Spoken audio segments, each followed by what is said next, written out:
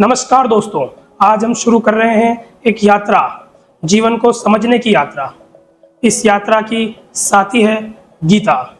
कई लोग सोचते हैं कि गीता सिर्फ एक धार्मिक ग्रंथ है, लेकिन सच्चाई यह है कि यह जीवन जीने की कला है।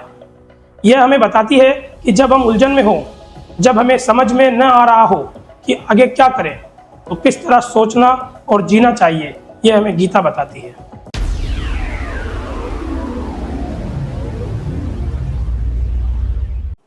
जरा सोचिए, आपने कभी ऐसा समय महसूस किया जब दो विकल्प हो आपके सामने और दोनों सही लगने लगे और गलत भी लग रहे हो, जैसे नौकरी बदलनी है या पुरानी ही जारी रखनी है, रिश्ते में समझौता करना है या अलग रास्ता चुनना है, या बिजनेस को लेकर कोई डिसीजन होता है।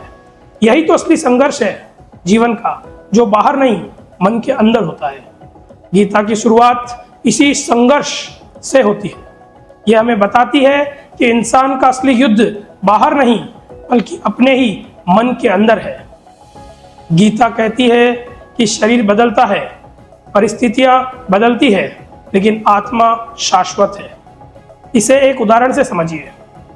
मान लीजिए आपने एक पुराना मोबाइल छोड़कर नया मोबाइल लिया। आप वही इंसान हैं, सिर्फ साधन बदल गया।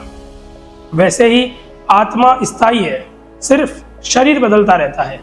अगर यह समझ आ जाए कि हम शरीर से बढ़कर चेतना है, तो जीवन की मुश्किलें इतनी भारी नहीं लगेगी, क्योंकि हमें पता है सब अस्थायी है। गीता हमें यह सिखाती है कि कर्म किए बिना जीवन अधूरा है, लेकिन असली सवाल यह है कि कर्म कैसा होना चाहिए। मान लीजिए कोई डॉक्टर है, वह पैसे कमाने के लिए इलाज करे तो भी वो कर्म है उसका, लेकिन वही डॉक्टर अगर सेवा और जिम्मेदारी की भावना से इलाज करे तो वही कर्म पूजा बन जाता है। फर्क सिर्फ दृष्टिकोण का है। गीता कहती है कर्म करो, लेकिन परिणाम से आसक्त मत हो। यानी कर्म करो पूरी मेहनत से, लेकिन परिणाम की चिंता छोड़ दो। परिणाम की चिंता लेकर खुद को मत तोड़ो। सोचिए, जब एक स्टूडेंट परीक्षा की तैयारी करता है, तो अगर वह सिर्फ परिणाम की चिंता में उलझा रहे तो तनाव बढ़ता ही रहेगा, लेकिन अगर वह तैयारी को अपना कर्तव्य मानकर पढ़ाई करे तो उसका मन शांत रहेगा और सफलता अपने आप मिलेगी। कभी कभी लोग कहते हैं बस ज्ञान ही काफी है, तो कुछ लोग कहते हैं नहीं, सिर्फ कर्म ही सब कुछ है। गीता बताती है कि असली रास्ता है ज्ञान और कर्म का संगम, यानी दोनों के साथ कॉम्बिनेशन बिठाना। मान लीजिए आप ड्राइविंग सीख रहे हैं, सिर्फ किताब पढ़कर नियम जान लोगे तो गाड़ी नहीं चला पाओगे। सिर्फ गाड़ी चला लोगे लेकिन नियम नहीं जानोगे तो दुर्घटना होना तय है। लेकिन जब ज्ञान और अभ्यास दोनों मिलते हैं तभी ड्राइविंग परफेक्ट होती है। वैसा ही जीवन में भी होता है दोस्तों। आजकल योग का मतलब केवल आसन और प्राणायाम समझा जाता है, लेकिन गीता योग को बहुत गहराई से समझाती है। योग का असली अर्थ है जुड़ना। सोचिए, अब आप काम पर हो, लेकिन मन घर की समस्या में फंसा हो, तब काम अधूरा रह जाता है। और जब घर पर हो और दिमाग ऑफिस में अटका हो, तो न घर पर ठीक चलता है न काम पर। यही वियोग है, यानी मन और कर्म का अलग होना। लेकिन जब मन उसी काम में पूरी तरह जुड़ा हो, वही योग हो जाता है, यानी एकाग्रता। आज के समय में माइंडफुलनेस की जो बातें की जाती है, वह गीता का ही संदेश है। त्याग का मतलब सब छोड़कर भाग जाना नहीं है। त्याग का असली मतलब है आसक्ति को छोड़ना। एक उदाहरण से समझते हैं इसको।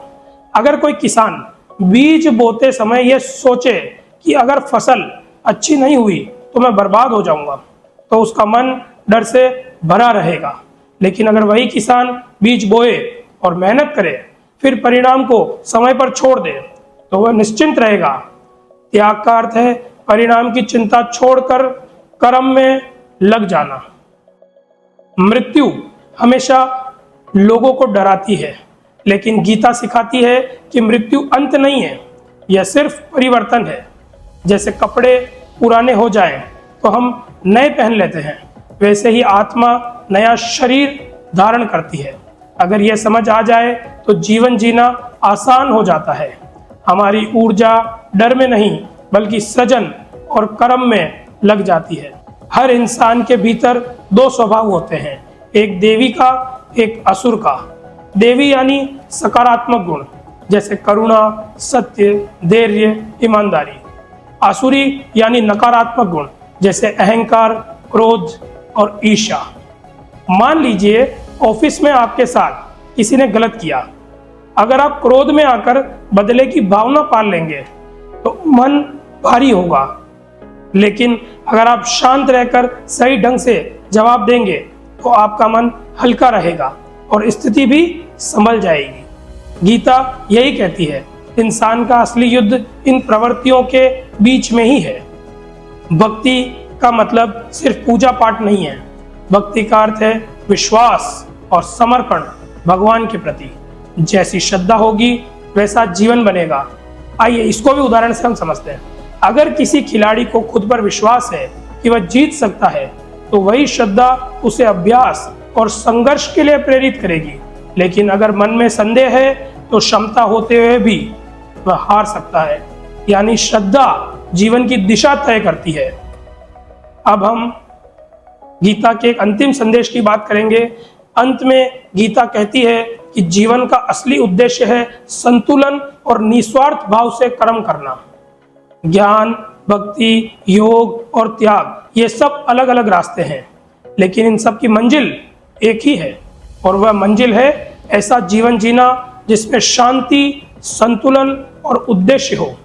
सोचिए, अगर हम अपने काम को कर्तव्य बनाकर या कर्तव्य मानकर करेंगे, परिणाम की चिंता छोड़ देंगे, अपने भीतर की नकारात्मक प्रवृत्तियों पर काबू पा लेंगे, तो जीवन कितना आसान और सार्थक हो जाएगा। गीता यही सिखाती है कि इंसान को केवल जीना नहीं है बल्कि समझ के साथ जीना है। तो दोस्तों, गीता का यह सार केवल किताब की बातें नहीं है, यह हमारी रोजमर्रा की जिंदगी से जुड़ा हुआ है। हर बार जब आप किसी उलझन में फंसे हो, किसी निर्णय में अटके हो, किसी डर से जूझ रहे हो, तो गीता के ये संदेश आपकी मदद जरूर कर सकते हैं। आने वाले वीडियो में हम हर विषय को और गहराई से समझेंगे, आसान भाषा और कई उदाहरणों के साथ समझेंगे, ताकि गीता सिर्फ एक ग्रंथ न रहे बल्कि हमारे जीवन की साथी बन जाए। हमारे साथ बने रहिए आगे के वीडियोस में।